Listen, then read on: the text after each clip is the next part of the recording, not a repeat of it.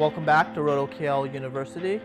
This lesson we're going to be talking about cash games, how to handle them, and the basic strategy around them. So in cash games, you make money generally if you're in the top half of the field.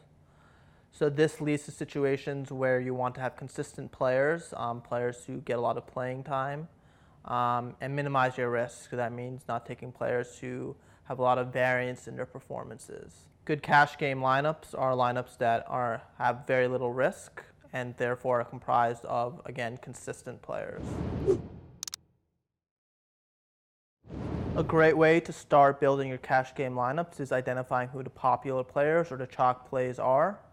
In NFL, you can do this by monitoring for injuries and looking at the high-level team matchups. For example, when a top running back is facing a bottom rush defense, so when Todd Gurley is facing against the Cleveland Browns, and this year this happened, and Todd Gurley was 65% owned, and I think he went off for close to 30 fantasy points. When an injured player is announced, their backup generally becomes a popular play. So situations where when Marshawn Lynch was injured, Thomas Rawls became a great play and a chalk play. And then situations where the team is expected to score a lot of points. So pretty much any time a team was playing the New Orleans Saints this year was going to lead to a lot of popular plays and thus fantasy goodness.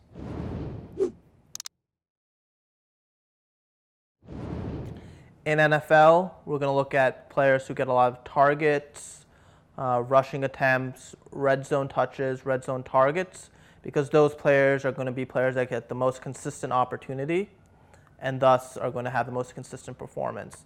So players like Julian Edelman or Le'Veon Bell, who consistently get opportunities, are going to be great cash game plays. In NBA, you want to look at players who get a lot of minutes, fantasy points per minute, and high usage. In MLB, we want to target players who get a lot of at-bats and then have a high on-base percentage.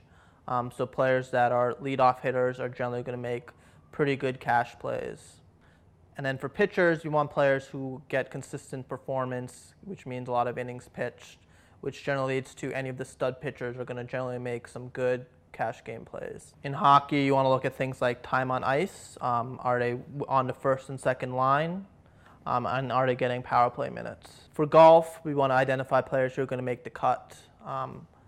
Players that consistently make the cut consistently get 4 days of performance instead of 2, which leads to twice the fantasy scoring opportunities.